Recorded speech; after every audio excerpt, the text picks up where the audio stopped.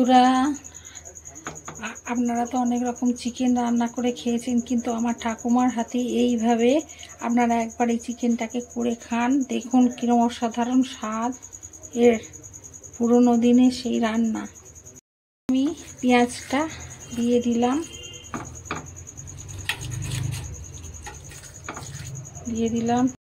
একটু সর্ষের তেল দিলাম,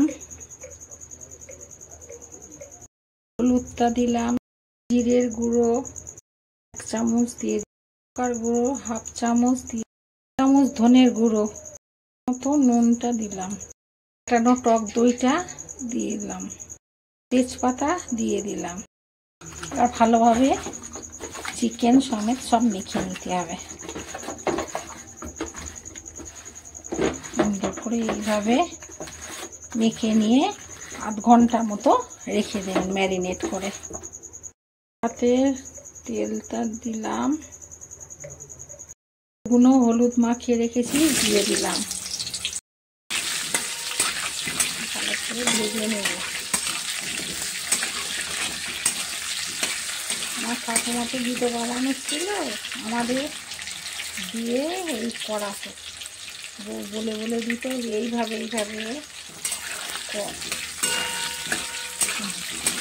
দূর থেকে সব বলতেন।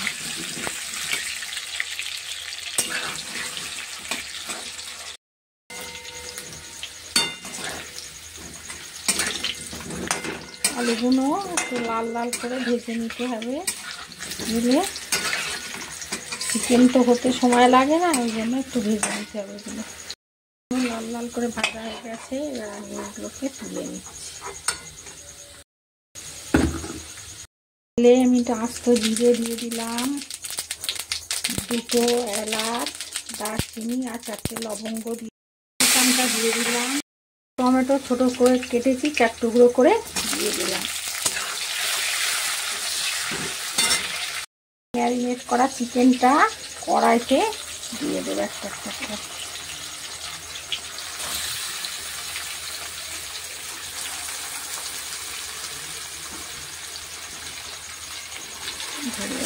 দিয়ে দিলাম।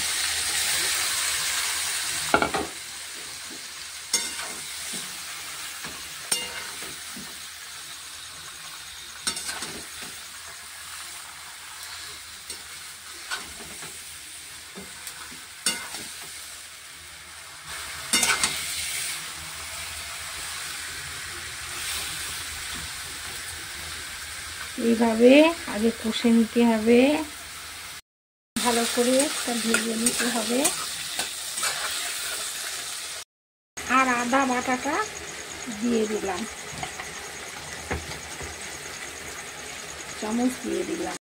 2 চামচ আদা রসুন বাটাটা দিয়ে দিয়েছি। এবার ভালো করে কষে নিতে হবে।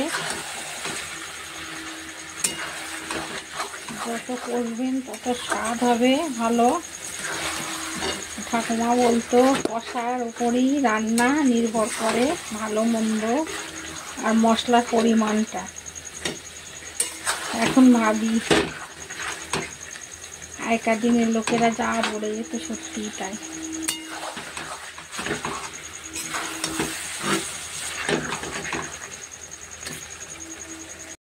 কত সুন্দর রংটা এসেছে।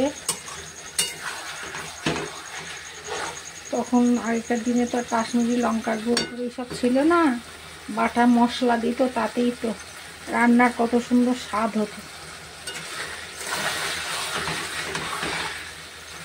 একবার এইভাবে আপনারা করুন, দেখুন করে খান কত সুন্দর।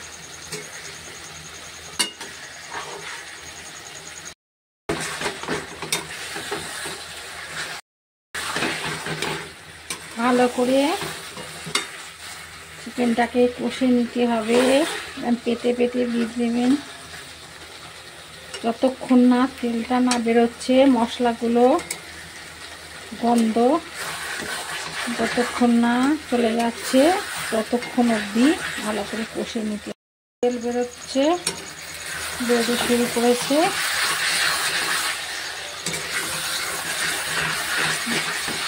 ভালো করে কষলে সুস্বাদু হবে।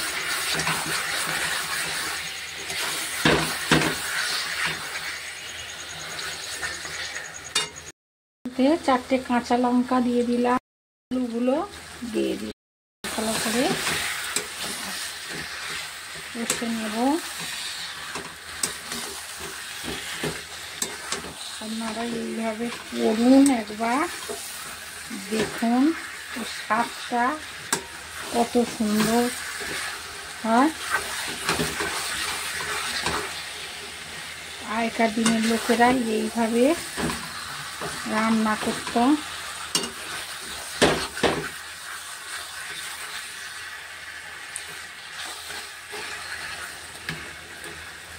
তেলটা বেরিয়ে গেছে, কষা না হচ্ছে ততক্ষণ ভালো করে নেড়ে দিতে হবে যাতে তলাটা না ধরে না যায়। এইভাবে তলাতেই ধরে যায় তাহলে স্বাদটা নষ্ট হয়ে যাবে। তেলটা বেরিয়ে গেছে, এবার আমি উষম গরম জল করে রেখেছিলাম ওপরে দিয়ে দেব, দিয়ে কত সুন্দর দেখুন রংটা হচ্ছে।